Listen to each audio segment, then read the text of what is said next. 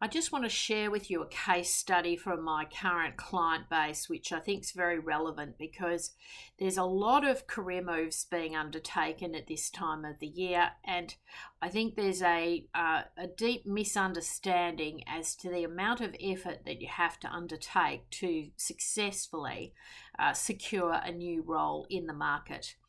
And one of the challenges what we find is that there's just not enough activity happening to secure enough meaningful job interviews.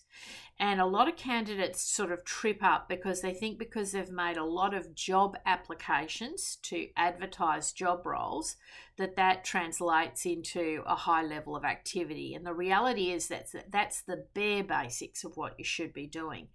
And, we really do try and counsel our clients not to rely too much on that advertised job market, because in difficult economic circumstances, those roles are being flooded with applications, and it's very hard to get long listed, let alone shortlisted for those opportunities. So when you study the activity, and I really do study the metrics because the metrics tells the story. In recruitment, it's very much a numbers game. How many interviews have you had? How many second interviews have you had? Are you getting into the final round of interviews? That tells me the story. And so when you look at the activity and you look at the results, you start to see a trend. At the moment, we are seeing, without a shadow of a doubt, you have to do more effort to get the same result. That means you've got to do more applications, you've got to speak to more headhunters, you've got to put more effort into your job search, and you've got to make sure you're getting past the gatekeeper and into the final meaningful employment discussions with a potential employer. And that's the key bit that you need to be monitoring. We have one client at the moment who has made 400 plus approaches. Now, that has only delivered for this particular individual about 10 meaningful interviews.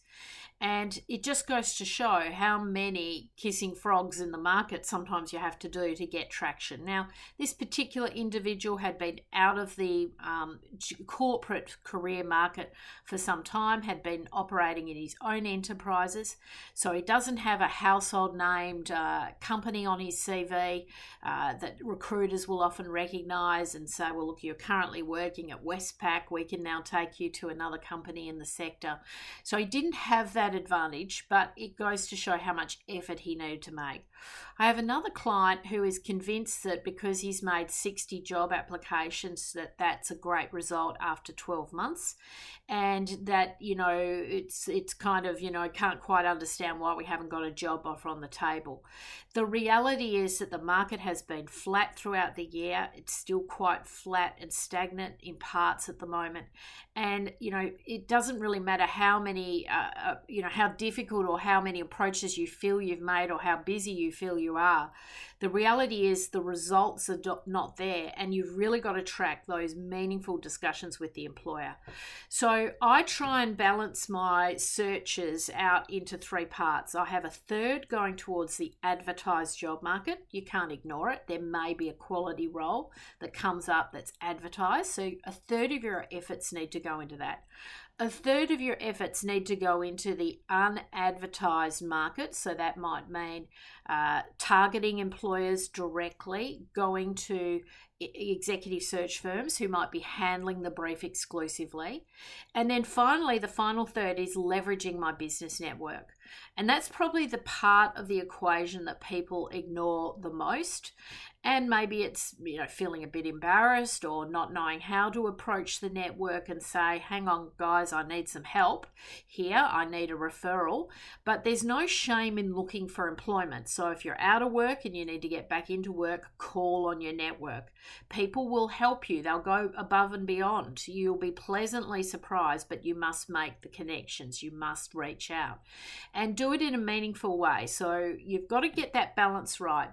And what we find is when things are not going well for you, you'll find that instead of a third of the approach being to the advertised job market, it's almost 100% advertised, and very little effort is going into forging the relationships with the corporate headhunters and really leveraging off the power of the business network.